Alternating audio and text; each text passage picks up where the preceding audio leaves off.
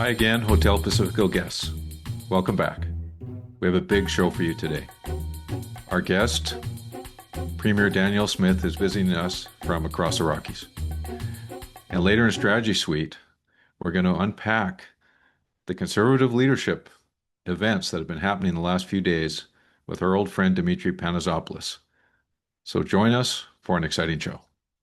We're pleased to welcome the 19th Premier of Alberta, the Honourable Danielle Smith, to Hotel Pacifico. Premier, welcome. My pleasure. Nice to meet you both, Mike and Geoff. I'll formally introduce you to our guests at Hotel Pacifico. Premier Smith became Premier in 2022. She's led a populist conservative government that has done a lot of active things in many policy areas. In particular, her government has made no bones about wanting to improve market access for Alberta, bringing Alberta oil to Asia. Last week, she signed an MOU with Prime Minister Carney that contemplates a bitumen pipeline to the BC coast, a nuclear revival to power sovereign AI data centers and decarbonize the electricity system, a renewed approach to carbon pricing, an investment in electricity interties with BC and Saskatchewan, and the scrapping of what she calls bad laws hindering the oil and gas sector. So, Premier Smith, right from the start, I wanted to give you an opportunity to lay out what the MOU means to Alberta and what you think it can mean to BC and Canada. Well, I can tell you the two things that we found the most important was to get the federal government to realize that an emissions cap on oil and gas it would function like a production cap. Having really aggressive timeframes to achieve in 2030 or 2035 would not give us the time to develop the technology to do emissions abatement. And so one of the first conversations I had with the Prime Minister is let's orient around a 2050 target. China has a 2060 target to be carbon neutral. India has a 2070 target to be carbon neutral. Many of our friends and allies have 2050. And so it seemed to make sense. And that's sort of the one structure of the deal.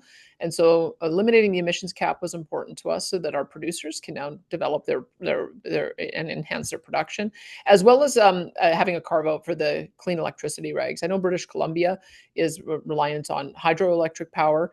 But in Alberta, almost 100% of our home heating is natural gas. In addition, about 90% of our power is natural gas. And so that was really putting a damper on our ability to develop out AI data centers, which we know is going to be a future new economy as well. So those two things were really important wins. But I think that there's going to be a lot of wins for British Columbia and Alberta together, especially around the conversation around interties and some of the things that we can work on with LNG export, ammonia export, biofuel, biodiesel, enhancing the productivity of our ports. I know that the media is focused a bit more on the things where we might disagree, but I think there's going to be a lot of areas on which we agree. Premier, before you get to BC, just from an Alberta standpoint, and notwithstanding notwithstanding where it keeps coming up, but notwithstanding some naysayers at your convention, it looked to me like you ran the table. It was almost a complete sweep from some of the objectives that you set up for Alberta in those discussions. Was there anything you had to leave behind? It looked like you swept the table. We did start with I think that's also may have been a misunderstanding. I think everybody thought it was about getting a pipeline approved. And we always knew that a new bitumen pipeline had to be paired with the Pathways project. That's the decarbonization project of our major oil sands operators. So we can have the lowest carbon heavy barrels. So that we knew those two things were together, but we knew none of those could even commence if you didn't restore confidence in the investment climate. So one of the first things I'd ask for is just stop threatening to put production export caps or export taxes on our oil and gas. We won that one some time ago, and I don't think I've heard the Prime Minister talk about that. We needed to create a new process for approving pipelines. So that was C69, and we've got a framework agreement for how that's going to be done. We needed to have the emissions cap gone, the clean electricity regulations gone, and those are pretty clearly outlined. We also need an agreement in principle that if we are able to get approval for a bitumen pipeline to the BC coast, that there would be a tanker ban carve out for that particular port, and that's also put into the agreement. We had to get rid of the greenwashing laws as well. Like we can't have, if we're going to be bragging about having the lowest carbon barrel, we have to be able to brag about it without punishment.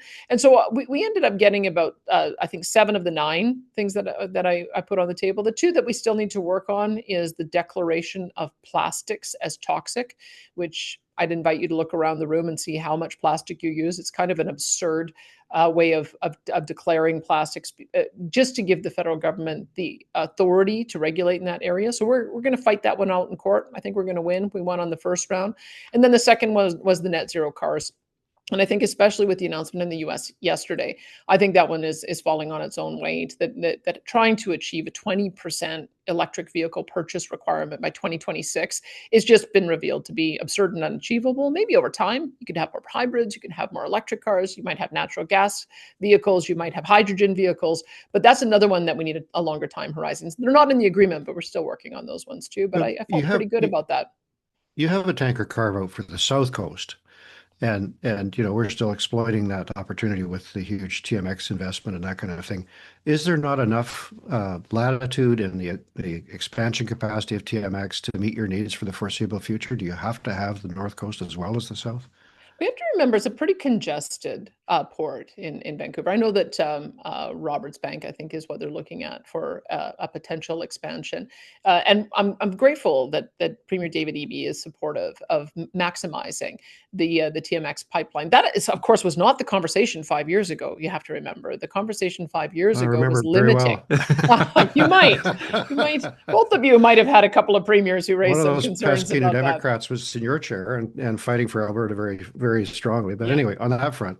But I think that's an area of common ground. But I think when I started vetting various projects by our pipeline community and our producer community, the one that got away, the one that always should have been built, was a pipeline to the Northwest BC coast. And I think there's may have been an error in the port that was chosen to do that. I mean, I've looked at the Douglas Channel and I've looked at Kitimat. I think there's something like 154 kilometers of islands and channels. And it's one thing to have the smaller LNG boats go through there. I think it's another issue, and I've talked to the Heisla about that, another issue to talk about bitumen. But if you go to the Port of Prince Rupert, which is only a few more, I think a few hundred kilometers away from that, that is a port that is on the open sea. That is a port where they have an aspiration to go from 30 million tons a year of export up to 100 million tons a year. That really is a port that Alberta has taken an interest in, going all the way back to Peter Lougheed when he underwrote the very first grain terminal to be built there. And so that has been very much on my mind, is that would that make a better port? And so that's the kind of thing that we're doing right now with our technical analysis. And it looks to me that we've got a lot of work, of course, to do with BC Nations, but there is an incredible value proposition when it comes to Indigenous ownership. And I think it would be extraordinary for the nations of BC and Alberta to be able to share in the revenues that would come from that. Well, just on the issue of ports, I've heard you refer to Prince Rupert as Alberta's port. And there's certainly a lot of product from Alberta going through the port today, and especially propane. But one of the issues with the Prince Rupert port is it's in the Skeena estuary, which brings other issues too, given the importance of the Skeena. Would there be other locations also under consideration? For instance, I believe Grassy Point, just to the north of Prince Rupert, has been considered as LNG export facility in the past. And again, Dome Petroleum even looked at it in the 1980s. There's other nooks and crannies along the coast in Nisga'a territory. But is everything on the table right now, as far as you're concerned?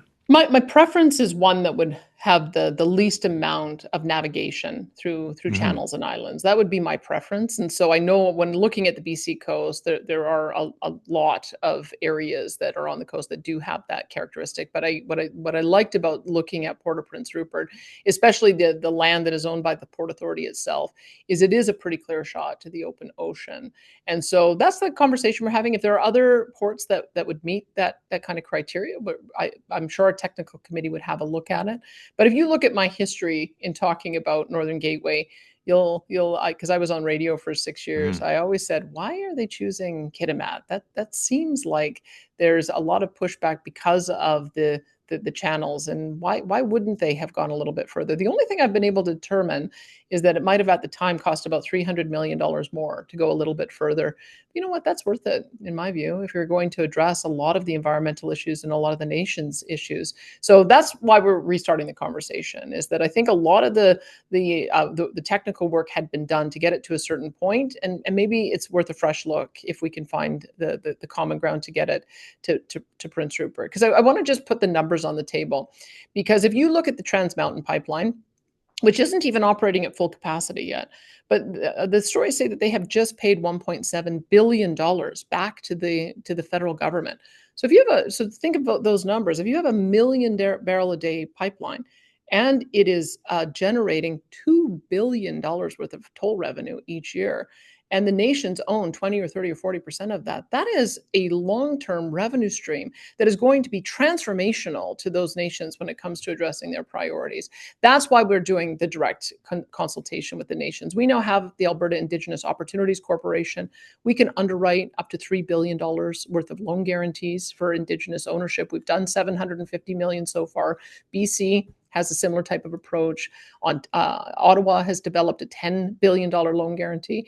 And we're starting from there, is that we believe this project needs to have substantial Indigenous ownership for it to work. And we'll see if we are successful in being able to get partners in that. We're just beginning that work now. I'm sure you've seen some of the reactions so far from First Nations on the coast since the MOU was announced, from Chief Marilyn Slett from the Coastal First Nations, and other voices. Is the reaction so far been what you've expected, or what's your takeaway from what you've heard so far in the days since the MOU was announced? Well, I can tell you my Indigenous Relations Minister, Rajan Sani, and my Energy Minister, Brian Jean, are actively reaching out to chiefs and communities. Minister Sani in particular, I think she's actually in BC again this week, meeting with nations. She's been to Prince Rupert and she's met with nations. She's been to Kitimat. She's been to the BC Chiefs Council as well. So she is taking her role in developing relationships very, very seriously. And so that's where it all begins. And I understand that there are going to obviously be some nations who are opposed and some in favor. And because of the dynamics that happen in communities, maybe we hear a little bit more about the ones who are opposed than the ones who are in favor. But it's a process that we have to go through. We have to go through that process in Alberta as well when we're getting Indigenous ownership issues resolved. And we're prepared to go through that. We've got, I think, a really good track record here. So I don't want to prejudge the outcome. I had a very good conversation, for instance, with the leadership of the Haisla, who gave me their very strong, and I think they did a press release on it, very strong words about why it is they're not in favor of bitumen there. But you know what? They are in favor of natural gas and more of it.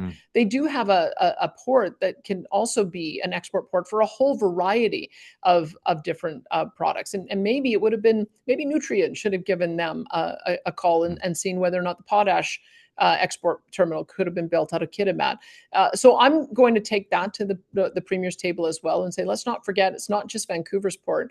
There's Kitimat Port, there's Port of Prince Rupert. Both of them have well-established infrastructure. And I think that depending on the type of products that are going to be exported, I think that we have the ability to find those partnerships. That's what we're looking for. So I know that there's some accommodations we have to make, but I've been encouraged so far to see that the attitude in British Columbia has changed tremendously from 10 years ago among the nations themselves. If you go back 10 years ago and look at the fight against the Coastal GasLink pipeline and the fight against LNG, well, now it's the nations who are leading the development of LNG. And I think that's a very positive turn of events for everyone.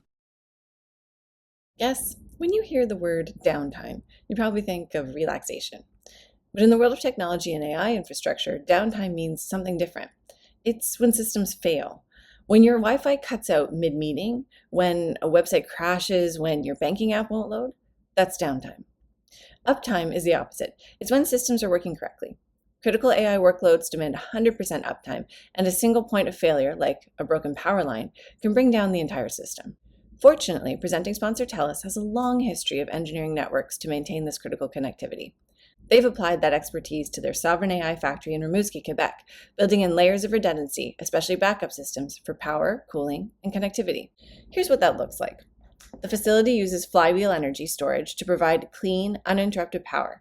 So if the power fails, the flywheels use their spinning momentum to instantly generate power until the backup generators start, preventing surges and outages that can damage hardware or corrupt data. And high-performance AI hardware generates immense heat, so the facility employs a fully redundant cooling infrastructure, which means 2 independent cooling units are always active. If one unit fails, the other automatically takes over the full load without any interruption.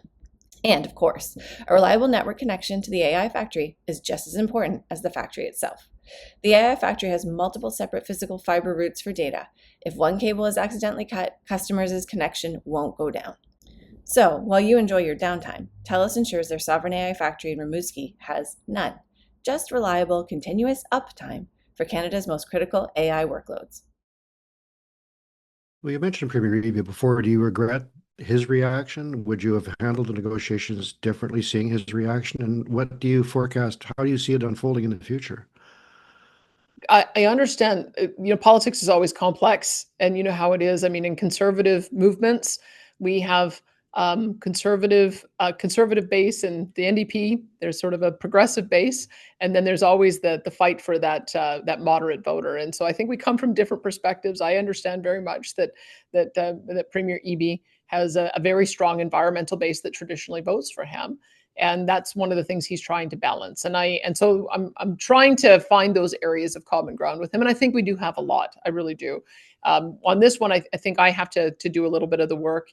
And in the end, I mean, these ports, it's not, they're Canada's ports, and that's part of the reason why we've given trade and commerce power and ports power to our federal government. It doesn't mean that you can trample in and be unsympathetic and damage relationships. We understand that there's relationship building that needs to be done, but we're prepared to do the work, and I hope that we'll be able to win David Eby over on other issues, if not this one. I mean, when you look at the interties, that's going to be very important. If Can we you can spell out build, what, can you explain to our listeners what that is? Because it's an unfamiliar term. yeah. So unfortunately, in Western Canada, most of our electricity grids are kind of an island where we develop our energy ourselves, and we don't interconnect particularly well. And maybe part of that is that our energy grids have been managed by crown corporations, and we're the only market that's a free enterprise market for generation. But we have now seen that there's a real appetite for us to build bigger transmission lines so that power can go back and forth between Saskatchewan and Alberta, which will probably be a base load of nuclear, and then between BC and Alberta, which would probably be not only base load for hydroelectric, but what we have found is that we have immense resources for wind and solar. They're much easier to build here. Batteries are still not perfect. The lithium batteries only last about an hour. I hear that there's zinc batteries that might last up to 8 hours. But you know what the perfect battery backup is? Hydroelectric. Because if we have wind and solar come on in a rush, and then that we sell it to BC and they're able to hold back their hydropower until California wants to pay $2,000 a megawatt hour for it, then that benefits everyone. And so those are the conversations that we're having that we were hoping to begin. We've been having them, but we're hoping to get to some resolution with British Columbia. But even further, if you go up north, my understanding is that some of the new transmission that's being proposed is to facilitate that Golden Triangle, 6 new mines. And when you think about this whole region, that if we can develop a tie line that would not only bring electricity, but maybe tie in a rail line so that we can bring in the incredible resource wealth from our northern territories through the Golden Triangle to Port-au-Prince Rupert, energized with really supercharging all of the things that go out of that port. I just think that Canada benefits from that. All of us benefit from that. And I'm really looking forward to having that conversation. That's one of the areas I think that we can work on. And then the other areas, of course, we've been talking for some time about using the Port of Prince Rupert as an ammonia export, because there are nations in the world that have a lot of coal-fired generation, and their model is to try to co-combust ammonia at the same time so that they can bring their emissions down. And again, that's good for the planet. So we know we've got a lot of work to do with BC, but we've got a lot of common ground to start from. One of the things that I didn't see in the MOU, dealing with the kind of the hot button issue of risk on the coast, is spill response and marine safety regimes that may potentially address some concerns that may exist. Has there been any contemplation of that? Would that be something that the federal government would lead on naturally, or is Alberta going to lean into that as well as part of the conversation? I think we all have to talk about that as part of the conversation. And there's models that have been developed. When you look at the tragedy of what happened with Lac Megantic, what developed out of that was something of a sinking fund for oil by rail. So my understanding is that there's a certain fee for every rail car that is carrying some of these products that goes into a sinking fund, so that if there ever is any kind of spill like that, there's money there to be able to indemnify. That's the conversation we're having around ammonia, is having a fee assigned to each car of ammonia, because that is also a product that is very tricky to handle, that would also grow into a sinking fund. And I think you could take the same kind of approach here, that there'd be a sinking fund, that you'd have maybe a toll of each barrel that went through on the pipeline in order to build up the fund to a point to manage that risk. That being said, the world has changed dramatically in 30 years.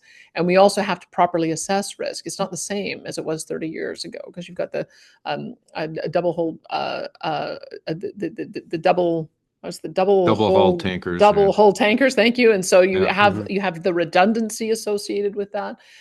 We'd have to look and see what the incidence of spills have been in the last 30 years to make sure we're mitigating. But that, once again, is why you're in such a better position if you can find a port that is right on the ocean and going out into the open sea, as opposed to having to navigate channels. So I'm very alive to the fact that there's certain things that we can do to mitigate any opportunity or any possibility that there might be a kind of collision with land. But then on top of that, the proper vessels that you're using, so that you have a second level of certainty. And then the third level of certainty, which you'd never want to see, is making sure that you have enough dollars set aside that in the event of a spill, that you're able to have a rapid response. But all of that would have to be discussed. But I think we have to look at a modern level of risk management based on the technologies that we have today. Can we turn a bit to the national political impact of the MOU? Because I find that really fascinating. You've emphasized, and the Prime Minister has as well, and the Premier EB has conceded, that there was a Supreme Court decision and that national interest projects are settled ultimately by the federal government. But you also have a huge dynamic in Alberta, which is just astonishing to people to watch, like the 4,000 plus, 4,400 delegates to your convention, hundreds of thousands of people signing petitions for referendums, widespread strikes that you then legislate. I mean, the political air must have something special in it in Alberta, because the level of public engagement is so high. But I wonder if you could just work through for our listeners your concept of a sovereign Alberta in a united Canada, because I look at the legislation you brought in this week, which would prohibit entities in Alberta from enforcing, you call it the seizure law. And I don't want to discuss gun control. I just want to spell out, are we headed for a situation where provinces, from Alberta's perspective, have kind of an opt-out clause or an opt-out ability in terms of participating in national programs? Or are we heading towards a stronger federal presence in terms of resource development? Where's the balance? What's happening in Alberta that we should learn from in BC or understand better? Well, I'm learning from BC. We took a very different approach, as you probably know, on the issue of safe supply and consumption sites. And when we looked at what BC did, BC basically said, we're going to suspend the application and enforcement of essentially all drug laws for all types of products. Well, And so federal that, exemption, yeah, though. it was a negotiated exemption, but it demonstrated to us that when it comes to the administration of justice and enforcement, and policing, we do actually choose our own priorities. BC chose different priorities than we would, but that's the model that we're looking at. Is yes, the federal government can pass criminal code laws. We recognize that power, but because the Constitution assigns to us administration of justice and policing, we can choose our policing priorities. And so our policing priorities are not going after homeowners who defend themselves in their home, and it's not going after firearms owners who purchase their guns legally. There may be other things that we would do on that grounds, but I read the Constitution. I consult it fairly regularly. I have it actually in front of me right now. And Section 92 talks about the exclusive powers of provincial legislatures. I think that language was used mindfully. We are one of the most decentralized federations in the entire world. And our federation assigns certain powers to the federal government that I can't legislate in. And it assigns certain powers to the provincial government that I believe the federal government should be reluctant to legislate in. They have shown themselves to be more and more aggressive over the years in legislating in our areas of jurisdiction, and we're just pushing them back a little bit. We want Canada to stay in its own lane. I think the country works best when Ottawa focuses on the things that they should focus on, like building pipelines and power lines and expanding port access and expanding out rail lines and doing international trade. You headed off to meet President Trump when you were concerned about the tariff wars. Is that Ottawa's responsibility, or do the provinces have to play a role there as well in foreign policy? For sure. It's not foreign policy. It was natural resource policy. And if you Okay. look at our exclusive area of jurisdiction, we do have exclusive rights to develop our resources and to manage the environmental aspects around them, and also to find export markets. And so when I look at some of the international conferences I have attended, it's not only been CERAWeek in Houston, it's also been ADIPEC in Dubai. I'll be going to World Petroleum Congress in Saudi Arabia next year, and we've been invited to go to India for their major international energy conference as well. So those are things that if I would ask you, should I have sat back and had Stephen Guilbeault be the representative for Alberta at those conferences, or Jonathan Wilkinson been the representative for Alberta at those conferences? And I can tell you that would not meet with much favor of my energy industry. Speaking of Stephen Guilbeault, you've obviously had a very different relationship with Prime Minister Carney than you had with the Trudeau administration, and circumstances have changed as well with what's going on in the U.S. But could you maybe shed some light on how that relationship came to the point where you could get that MOU done? And I would assume Tim Hodgen's part of the mix here too. Well, there's a couple things. If I could go back a little bit, I was before I got into politics the second time, I was with the Alberta Enterprise Group, and my colleague there had gone to school with Mark Carney. So he told me a little bit about him being a St. Albert boy, and so I've always wondered if his heart actually is with Alberta. So that's one thing that got me a little bit more open-minded as I watched his political career. Second thing I'd say is he's been an advisor to several conservative governments in his role as a banker, first for Bank of Canada, and then for Bank of England as well. And so he's somebody who clearly is comfortable dealing in both worlds, in the sort of a liberal-minded world or also in a conservative-minded world. But why I met him for the first time that I remember when I was at COP28 in Dubai. And we just had a pleasant 10 or 15-minute conversation. I didn't know that he had political aspirations. I think there was a lot of rumors at the time, but I just thought that was interesting, that he wanted to have a conversation with me about shared interests. So when he did get elected, I would say and you can talk to any premier about this. He is more engaged with the provincial premiers than his predecessor by a long shot, and probably even more so than Stephen Harper was as well. He seems to genuinely understand the division of powers. Maybe it's because he spent a lot of time in Europe, and he knows that in Europe there is a central government, but there is a lot of autonomy among the different member nations of the European Union. Maybe he also saw that Brexit got a little bit out of control, and everybody was surprised by the outcome. And I think when he saw in his home province that he grew up in that there was that same sentiment, I just don't think he wants to see that spill over. So all of those areas of common ground, even though we don't agree on everything, I think it led to a point where I approached him and said, if we can focus on a 2050 target, I think anything's possible. Our industry thinks that they can reach a carbon neutral target by 2050. We're prepared to put in the investment with you in pathways, but we need a new revenue source to do it. We can't kill the golden goose here. We have to make sure that the industry that's going to pay for this technological development has the means to do so. And that was the beginning, and he seemed to agree. And so we had a lot of back and forth between my senior people and his senior people, all the way up until I think the night before, to make sure the wording was just right. But it was a process that I think was very constructive, and I'm looking forward to having the smaller tables now to implement in greater detail the aspects of the plan. And what are you hearing from Mr. Poilievre on the MOU? Is he he has a job to do as leader of the opposition, but is that a factor for you going forward as well? Well, to be honest, if there had been a different outcome in April or May, whenever the federal election was, it would be a different conversation. Mm-hmm. I suspect that we would have Mr. Poilievre putting pressure on us to end the industrial carbon tax altogether. We've had an industrial carbon tax since 2007, so I think it would be a completely different conversation. I think he would have been very forthright in saying that he supports the development of infrastructure north, south, east, west, and he would have aligned our current CO2 policy more along the lines of what we're seeing in the United States. That's always been the position, I think, of the Conservatives, is that we shouldn't be too far out of step with our trading partner. And so I think it would be a different conversation, but I have to dance with the one that's there, and so that's what we're doing. We know that there's some compromises that need to be made, and if there's a future decision that is made by the electorate of Canada to revisit some of these things, we'll do that. But in the meantime, we have to go forward, understanding that these are the things that are important to the current federal government, and we're matching them. Premier, I know you're a busy person and you have to leave us now, but I did want to ask you, given that this very day we're doing the interview, the leader of the opposition in British Columbia resigned, John Rustad, and the Conservatives here will be going into a leadership race. As a fellow Conservative party in Alberta, do you have any advice to Conservatives in BC as they contemplate their future, given what you've gone through in your political career in Alberta? Well, first of all, I just want to express my gratitude to John Rustad. I know he's had a long career in public service. I've been there. When you lose support of your party and you lose support of your caucus, it's painful, and he's not having a very good day.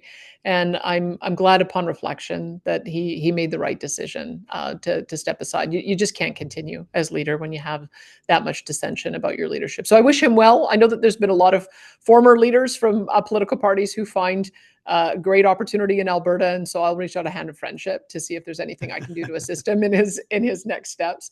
But what I would say about what we've had to do in Alberta is that it is a balance. There's a lot of people in our province who are very frustrated with the way the country works, and that's spilled over, as you've seen, into an independence movement. I see my role is to be respectful and understanding of that frustration, but to be trying to resolve it. And it's my job to make sure people see that Canada can work and will work.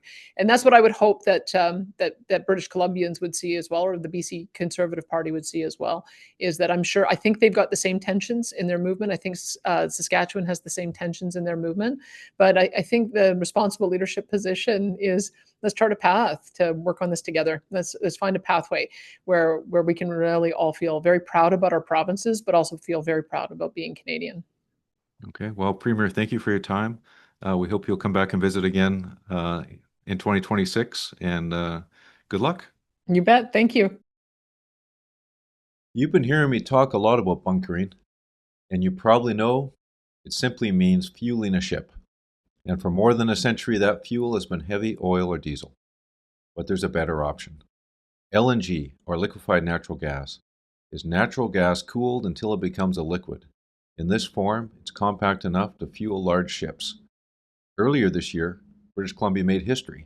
The Silver Nova, a state-of-the-art cruise ship, became the first vessel bunkered with LNG in Vancouver, supplied by FortisBC's Tilbury facility in Delta. FortisBC isn't new to this. Riding on a ferry between Tsawwassen and Victoria, good chance that ferry is running on LNG provided by FortisBC. We have 10 marine vessels that are fueled with LNG, 6 for BC Ferries and 4 with Seaspan. It's part of a growing global shift to lower emission shipping. They've safely completed more than 8,000 LNG bunkering operations for customers here in BC. These examples show what's possible right here in Vancouver. But here's the challenge. Unless Canada builds the infrastructure, we risk falling behind ports in the US or Asia that are already fueling LNG-powered vessels. Without infrastructure to support these larger vessels, Canada could miss out on the economic and environmental benefits of becoming a global LNG fueling hub. The Tilbury facility has an advantage. It produces some of the lowest carbon intensity LNG in the world, thanks to hydroelectricity produced in BC. Expanding that capacity would not only support shipping here at home, but it would also put Canada on the map as a leader in the international transition to lower carbon marine fuels. Because shipping isn't just about moving people and goods, it's about moving them responsibly, and the opportunity is at our doorstep. FortisBC, energy for a better BC and a better podcast. Okay, we're back in the strategy suite. Geoff, we've my head is spinning from so many huge events the last 24 hours, never mind the last 5 or 6 days. I know. I was on a Air Canada flight from Toronto when all this happened with the letters flying in the conservative MLAs yesterday, and all I can say is thank God for Air Canada Wi-Fi, because my head would have exploded when I landed if I hadn't known what was happening. So Well, I was thinking of our good friend Richard Zussman, who may possibly be reconsidering his career choices, having left I the was going to say legislative that press actually. gallery a few days before these remarkable events, which really have will definitely go down Let's into not even history. wait for the mini bar. Let's just take a shot at Richard Zussman right now for quitting on Uh-huh. journalism right before all this happened. Like, what were you thinking? God, I know. Ridiculous. ridiculous. Boy, double Big hole shot. left there, but being valiantly filled by other members of the gallery who Yeah. are also good friends of our pod. But yeah, dramatic day. And I think I went rushing to my history books, as I mentioned to you before the show, because I recalled in well, I wasn't there in 1902, just for those who are about to rib me for being so old, but in 1902, before we had parties in BC, there was chaos for a number of years. And the speaker had a house full of so-called independents, but everybody kind of knew where they were coming from, and they would um, have two general sort of factions and then others who were called loose fish who could be Loose fish, roped yeah. in to create a majority. And Joe Martin, the stormy petrel of Fighting BC Joe Martin. politics, fighting Joe Martin. He'd also been in Manitoba, wound up totally isolated, the only elected member of his group. He tried to bring in other people and so on and so forth. To make a long story short, he wound up isolated, and others decided to form the opposition.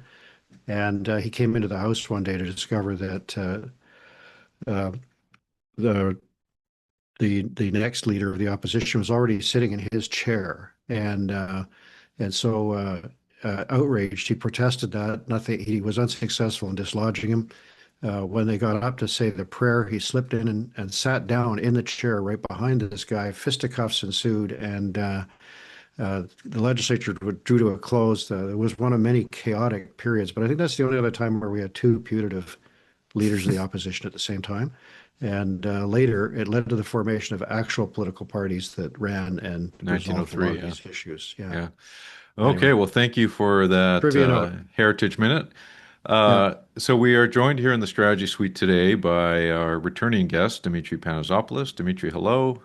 Hello, it's good to be here. Frequent flyer. I got the upgraded room this time. It's After great. Good to see you, avoiding Hotel Dimitri. Pacifico for 2 years, we've had you this our third time in about 2 months. So thank you for when you decide to do something, you're all in. So there, I'm we all in. appreciate that.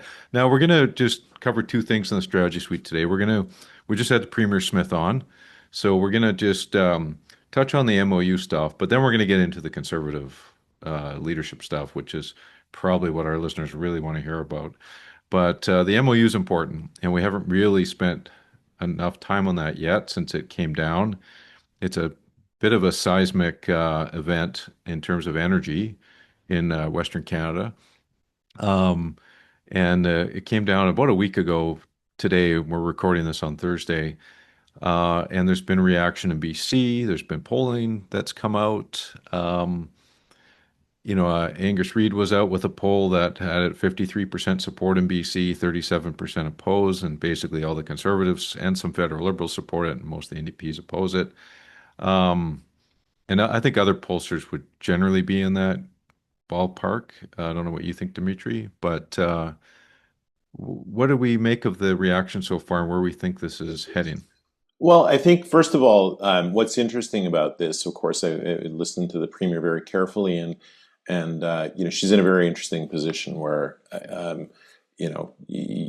federal conservatives and provincial conservatives are having to look at something that was devised by a federal liberal and try to figure out what to make of it. But as a British Columbian, what was interesting about this is more so than the pipeline is actually the larger benefits and repercussions for British Columbia, which haven't really been expounded on yet. So we're all talking about the pipeline and the path of the pipeline and all that sort of stuff. I think as we go forward, we're going to actually start seeing a more of a sales job on British Columbia in terms of the broader benefits. She talked about the electricity, but there are actually two specific clauses in this MOU that deal specifically with British Columbia. Yeah, but don't you think eventually this is all going to be about people's attitudes about shipping Yeah. oil off the coast? Like when Well, it I comes down to mean, it? yeah, there's short term and there's long term, right? The short Yeah. term implication here, the long term implication is a pipeline. Before we get to a pipeline, we'll have at least one more provincial election here, one more provincial election in Alberta, and probably a federal election in Ottawa. So who knows what happens with the pipeline? There's a lot of oil to go under that bridge, right? Before we get there. But in the short term, they're talking about 1.4 million barrels, which 1 million of that is through the new pipeline, but 300 to 400,000 are going through existing pipelines. So in terms of benefits, expanding the TMX is an immediate economic benefit for British Columbia and for Canada in terms of royalty revenues, in terms of shipping jobs, and so forth. The longer term stuff is what people have focused on, which is a pipeline that may or may not appear in 10 years from now. Geoff, what do you make of things? I've been hearing Dimitri's point coming from another direction, which was Cheryl Oates, another person we've had on the podcast who's worked for Rachel Notley as now in consulting that follows Alberta politics very closely. That's her home base. And she underlines the importance of rebooting the relationship between the energy industry and Ottawa, which is implicit in this, the two standing ovations that Carney got.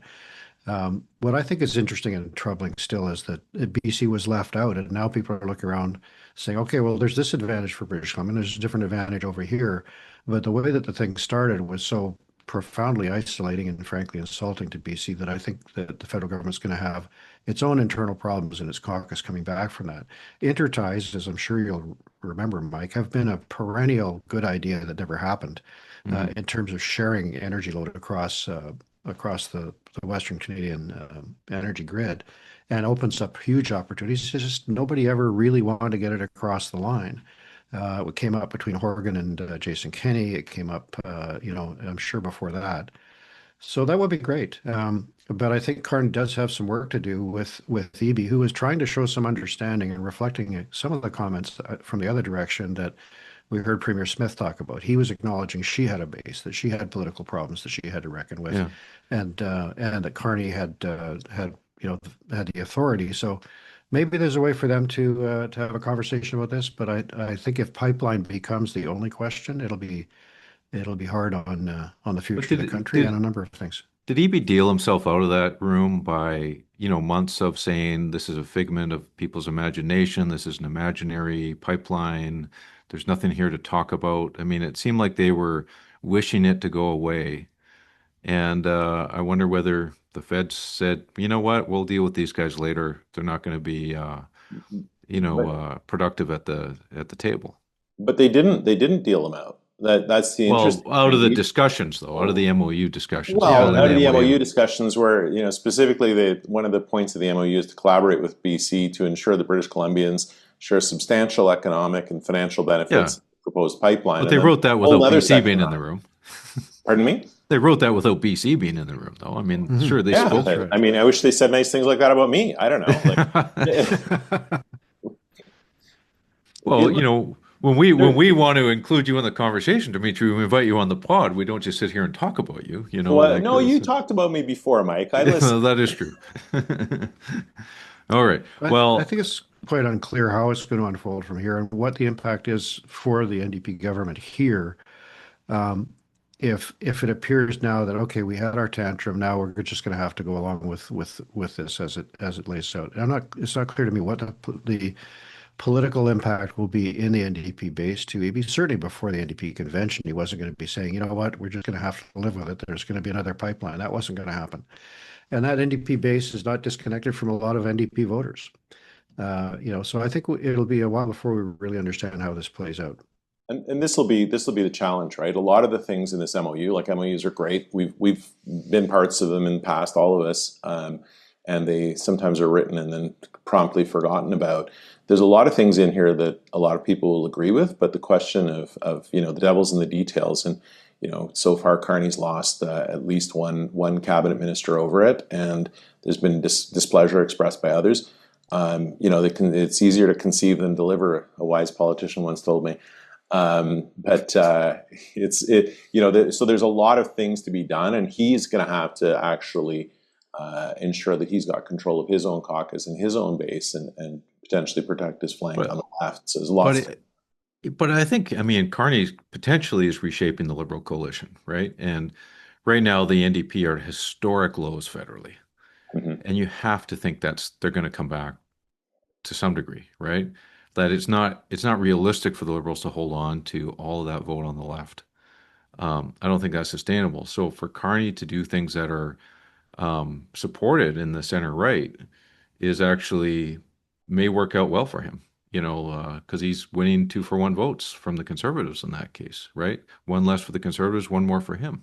Sure, and far be it from me to be Carney's strategist, but I think maybe he's also making a calculation of the environmental activist left versus the labor, the blue collar labor left, and those are very different. The blue collar labor left will be happy with this. He's probably also making a calculation around Alberta. I think the greater challenge is that he's looking at this. He's made an agreement which addresses a lot of conservatives, at least some of the conservatives.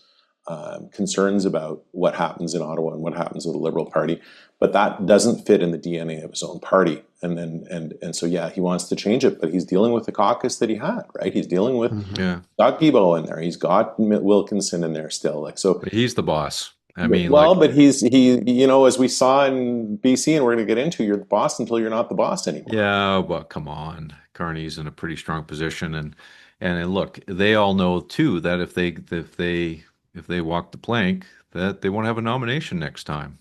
That their job's on the line. He has the power to sign their papers. I think we're losing a bit of perspective in terms of why Carney is behaving the way he's behaving, and it is a surprise to me to see some of it. But he got elected to manage the fight with Trump. Yeah. And people knew kind of as a subtext that involved rebuilding the Canadian economy on a different foundation. And so in his mind, it's pretty straightforward. I think he actually believes that we're going to have to do that. But when we see him go and encounter some of these challenges, it appears that he's throwing all of our deck chairs overboard before we get the deal. I mean, he basically went to Alberta and checked off 7 out of 9 boxes for Premier Danielle Smith. And is saying to the rest of Canada, that's what it's going to take, folks. We're going to need to double oil sands production. We're going to need that revenue. We're going to need that investment in various ways. If you don't like it, hit the road. Say goodbye, Stephen Guilbeault, and good luck. So it's a very powerful, strong play. It's not clear to me whether, it's going to produce the results. It's the same on the international front. The strong confrontation that he had, we thought we were going to have with Trump, has turned into a lot of auto workers' jobs disappearing. Where they've now, Ottawa, according to the Globe Mail, is not prepared to do any advances on the huge tariffs imposed on the forest industry for fear that will infuriate Trump. We're tiptoeing around Trump. We're wondering if Kuzma will stay. So these are like generational policy issues that are unfolding in real time in front of us. And Carney has decided to pursue a particular route. Not entirely clear what he's headed for or whether his own crew will follow him, in my view. I don't think it's settled at all. Very interesting to see. I think you raised the greater issue, right? That's the bigger elephant in the room, is that why is he doing this? He's doing this because we have tremendous economic headwinds ahead of us, right? We're looking at the housing market in Toronto and British Columbia and Vancouver, more particularly softening. We've depended on a lot of revenue on that. The construction industry is softening. We don't really have an increase in export. Our forestry industry on the West Coast isn't doing great. The auto industry isn't doing great. We have a lot of economic headwinds. And this is one area where if he can increase the export of oil by 300 to 400,000 barrels a day, it's something, right? It's something that's generating revenue. So is he doing this out of altruistic principle? I mean, no, right? He's doing this because it's economically necessary, and there's going to be more of this to come. So, maybe he's just an economic realist. Well, we are seeing the federal government and the provincial government pursue major projects to get jobs in the future, whether it's mines or LNG or in the oil pipeline in the federal government's case with Alberta. But in the meantime, 350 to 400 jobs go out the back door this week in Crofton with the pulp mill closing and the forestry, and that will have a ripple effect that's much greater in the industry because of the supply chain with fiber and everything. So won't have a lot of time to talk about it today, but just highlighting the fact that there are imminent dangers, as you were just saying, Dimitri, about economic headwinds, and there's no good answer on forestry right now. I would just add one more thing on that, which is that in the MOU, there is actually a provision for using Canadian steel for the pipelines. So think about that. We can't have pipelines made out of wood. Yeah, we had exactly, but we did have the playoff. Didn't the Romans convey water by aqueducts or something? Yeah. Do we oil by wooden aqueducts? from Alberta? we had huge layoffs in Ontario this week in Sault Ste. Marie from from the steel industry, and so this is at least throwing a lifeline to them. So there's it's interesting, but there's a lot to happen still, and this is long term. Okay, so let's get into the fun stuff.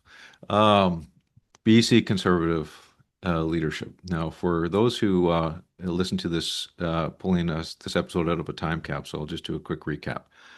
So 20 MLAs, and I think there's 39 MLAs in the BC Conservative Caucus right now, signed affidavits. Apparently, according to Rob Shaw, quarterbacked by MLA Brennan Day from Courtney Comox, had MLAs sign these affidavits, deliver them to lawyer Bruce Halser, who I mentioned on the show last week.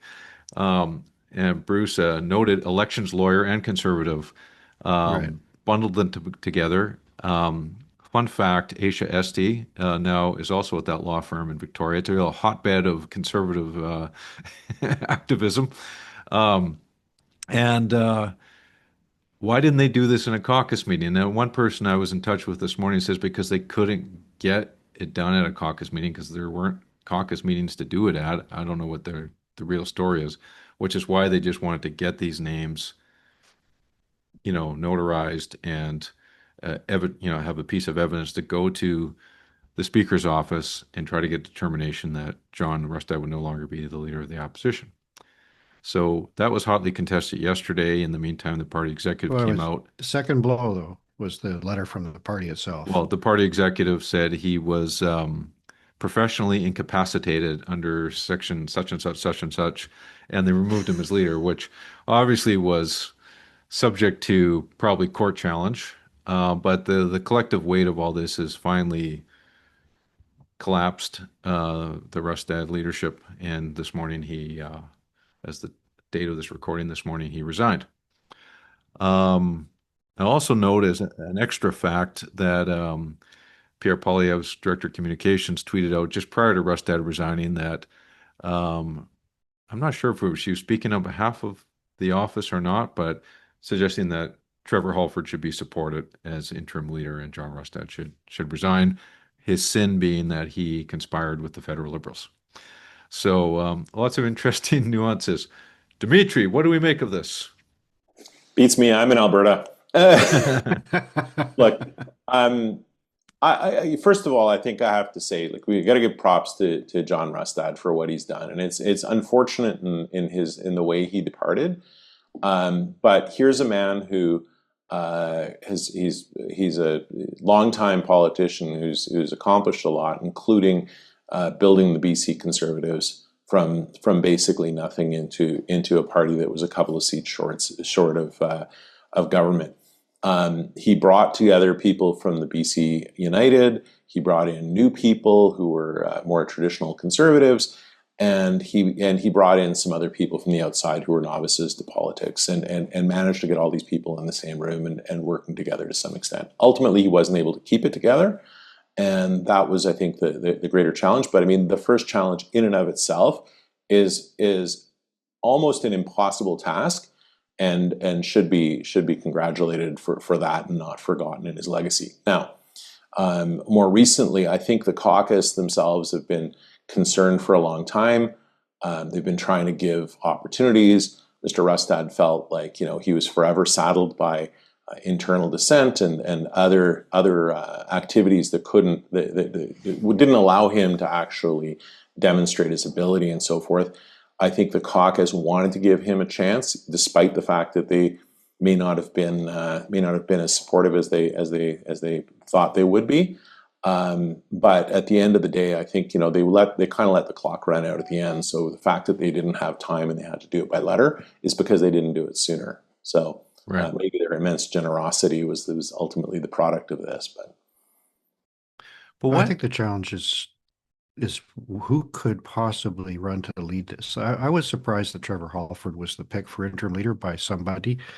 Not have any negative views of Trevor. I know him a little bit personally, but he struck me as coming from the more BC Liberal side of the world. He certainly was one of the front benchers that Kevin Falcon relied on, someone who Kevin Falcon apparently insisted on having brought into the Conservatives when Falcon was heading to whatever desert island he's living on now. Maybe Rustad will join him there.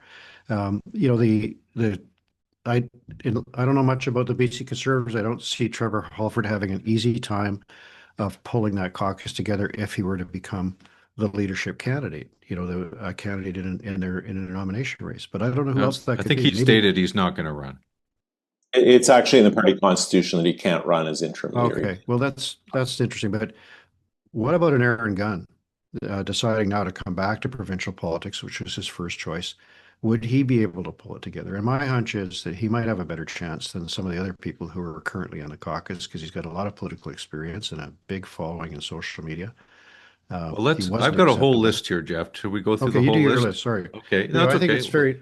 We have it broken down. It's going to be a while before the dust settles here. All I know been is that texting David is people- feeling good today. Mike has the 93 ridings broken out already. Don't worry. I've been texting people all morning, like who are people talking about? Who are people talking about? Who's So- running in Stikeen? So let's start with members of caucus.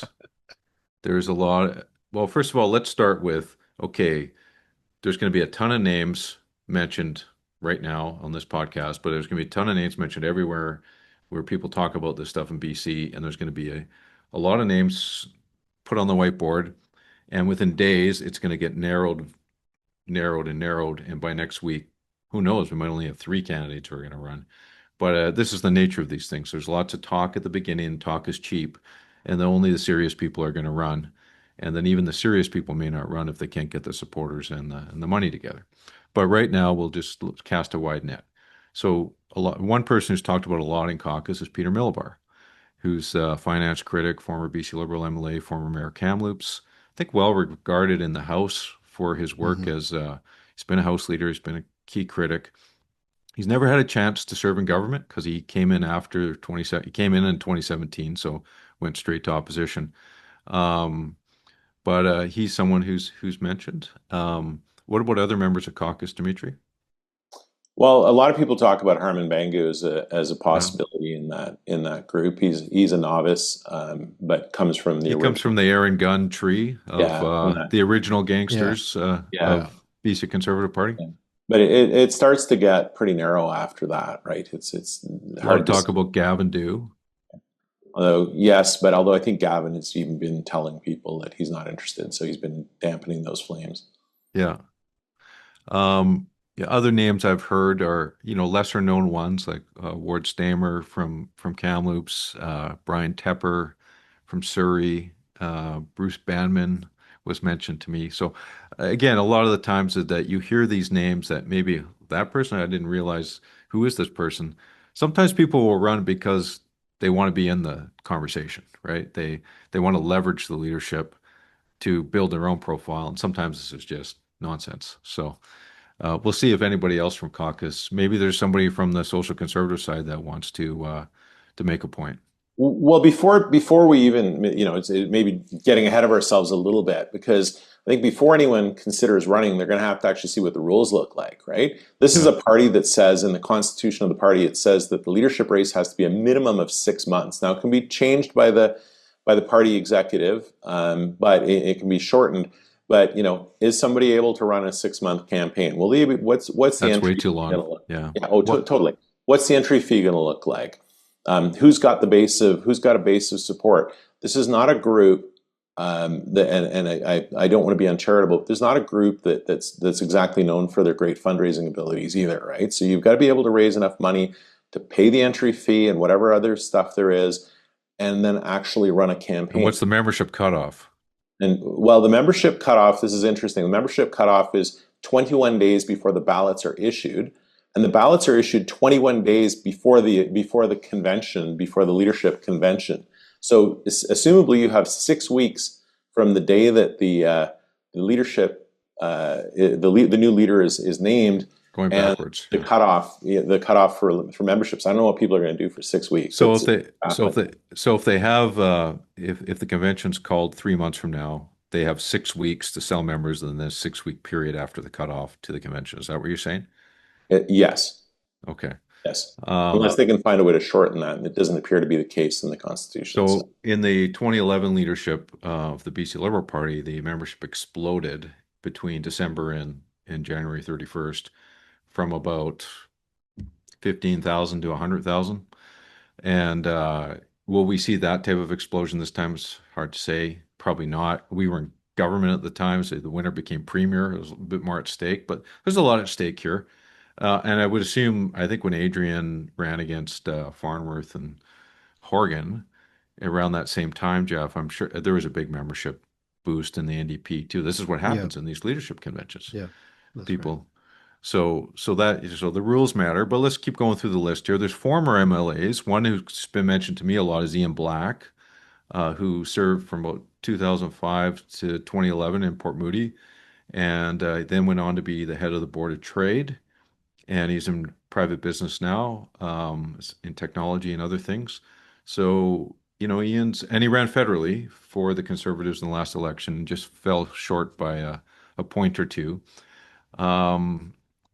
Is Ian someone you're hearing, Dimitri?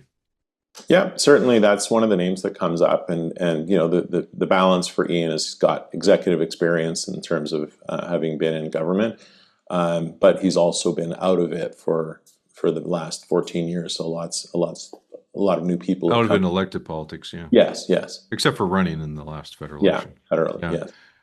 And Ian's I I was mean, going to say that Ian's just about Ian, for sort of cutting you off, Geoff, Yeah. is he's an affable guy. He's definitely media friendly. To your point, Dimitri, though, is through the Board of Trade, he would have had a decent profile in the business community in Vancouver, but it's a big province, and I don't think once you get past Vancouver, and the Tri-Cities, he may not be that well known. Geoff? Well, I just think we need to think a bit deeper about why Rustad couldn't do the job. I mean, he may have had some personal shortcomings, but there are fundamental issues inside that conservative movement that are very difficult to bridge. And if we look to Alberta, what we see is that the Jason Kennys, who I would put Ian Black, and this is no disrespect to Ian, I know him quite well, but he's in yesterday's world in terms of conservative politics. Danielle Smith is trying to represent that activist, mainstream, more angry, anti-Soji, more interested in guns crowd.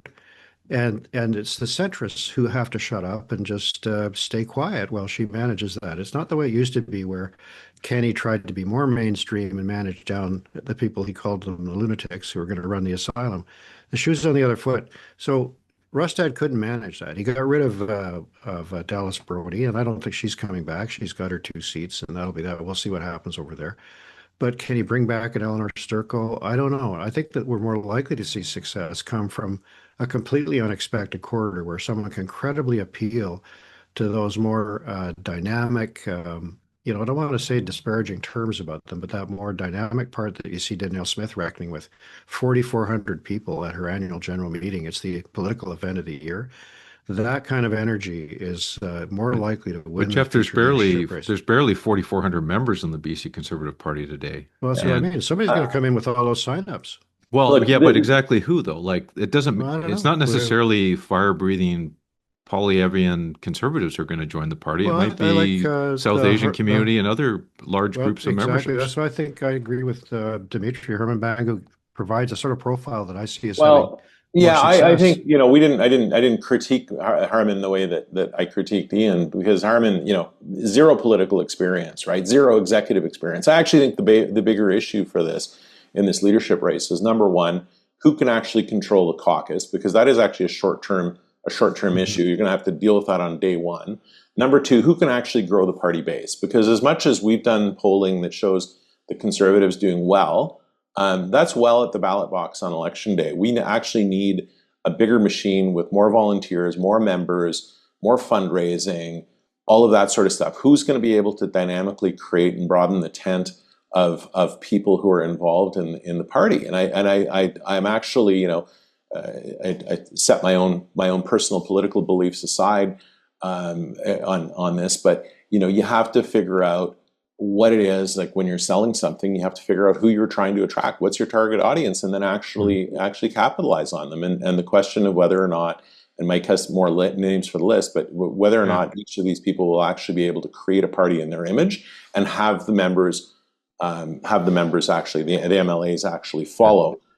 and be able to do other things as well, like create an agenda, which I think the party is actually desperately Well, lacking. I do have a few more names. Another name that some people, I don't think he's considering it, but some people mention Ellis Ross, another former MLA, current MP. Certainly someone with an interesting profile within Conservative Party today. Obviously, and most people know his story, former chief of the Haisla, big proponent of LNG up north and representing Skeena Bulkley Valley right now. Also, close personal friend of John Rustad. So I think if Ellis did indicate interest in running, I think that would be significant in terms of his stature. Yeah. But question mark about what kind of campaign would coalesce around him. So I don't know if you're hearing And he that was a name, leadership Dimitri. candidate in the And he ran for campaign. leadership against Falcon. That's right. Yeah, that's right. And Aaron Gunn told us on this pod that had Ellis won, he would have stuck around, Yeah. with the BC Liberals. So that was an interesting fork in the road. I have a hard time believing on both of those, and I like Ellis a lot. He's a great man, and he's done a lot of great things in this province, and I think he is or will be a good MP. I have a hard time believing that the MPs will be able to gear up and tool up fast enough. Yeah, that may well be the case. So then we have a third category of outsiders, people who aren't current MLAs or former MLAs. They're just people are talking about them. Caroline Elliott, another former Hotel Pacifico guest. She's in the media a lot right now specifically on Indigenous issues. She's very outspoken about in her criticism of how the provincial government's handled them, how private property rights are not being protected. She certainly talked, especially the Cowichan ruling coming out, has enlivened that discussion.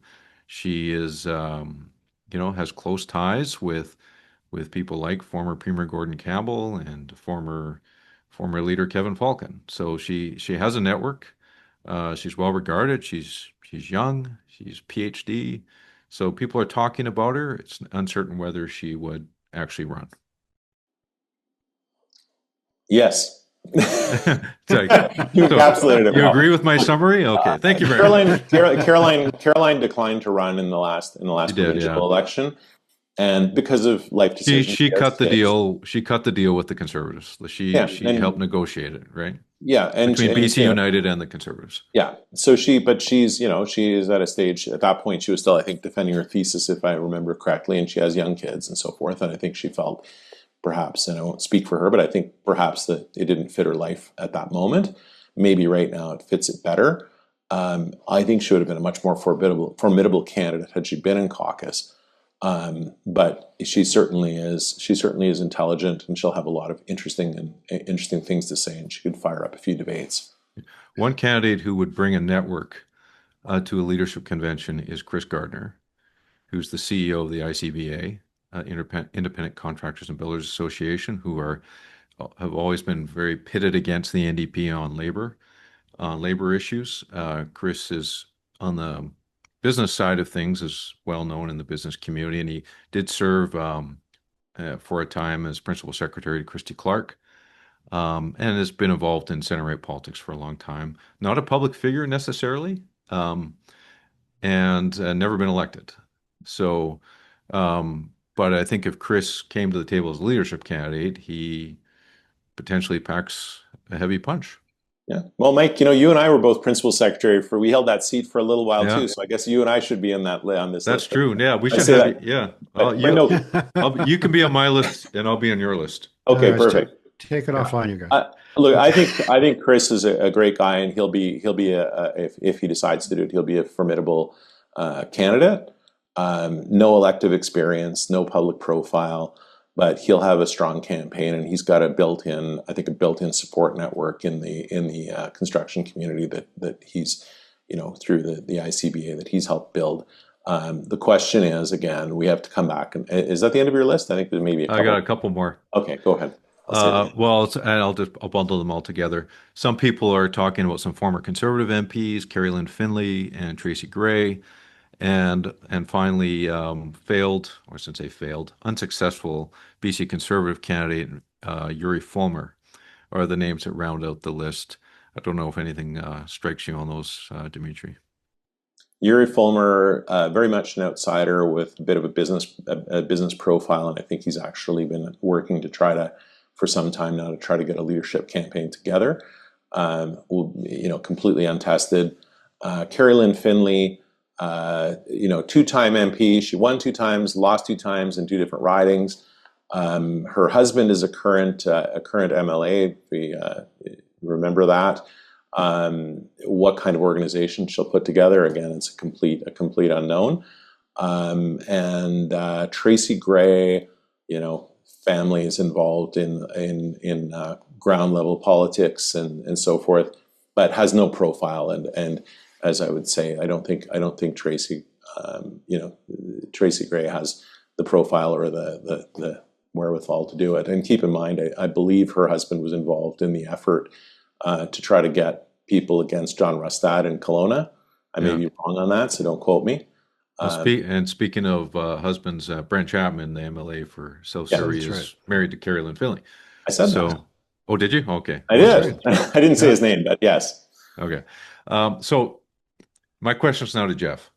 Out of all these names we've mentioned, is there anyone you think the NDP should be most concerned about as a rival?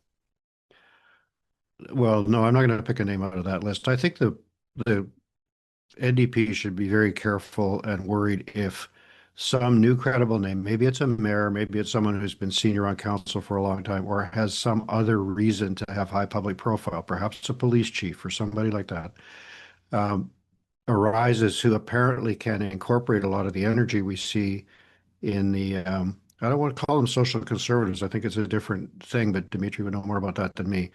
But this energy that Danielle Smith is riding, that you see booing her, but still applauding her at that convention, that AGM that she held, harness that and incorporate all the other conservative forces in the province, including former BC Liberals, is the risk. And they're probably going to come from suburban belt in the Lower Mainland.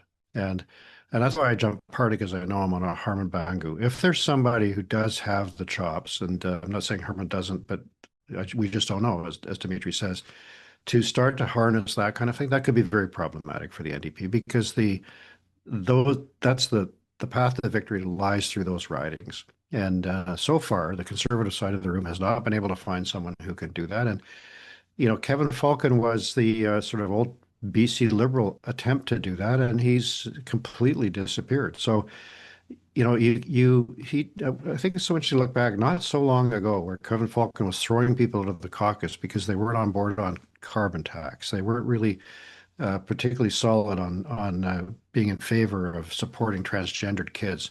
And, he was hurled into the dustbin of history. So that it's not going to come from the Ian Blacks and those people who are sort of mainstream folks and are, to be blunt, white. I think that the energy will come from a whole bunch of other sectors of society that feel shut out and are fed up, and they're hoping that the conservative movement can represent them. So far, it's struggled to do that, but there's my 3 cents worth. Well, I think history tells us that be prepared for some unpredictable events. Perhaps names we haven't on our lengthy list. There might be names not on that list that emerge. The race, we might see 7 or 8 and have a smorgasbord of candidates, and it might be 2, it might even be an acclamation, because a lot of the wheat will get sorted from the chaff in the early running, and who knows? So it'd be interesting to watch. Most of these folks agreed. What they could agree on was they didn't like John Rustad. But we're not sure what they agree on after that. Well, yeah, and on that, there was some people from the kind of Aaron Gunn tree who were pushing to get rid of Rustad at the end, like Aisha SD and Harman Bangu.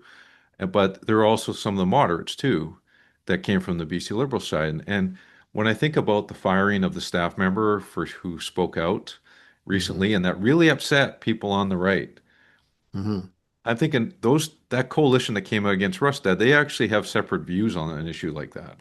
That's right. So what do they agree on?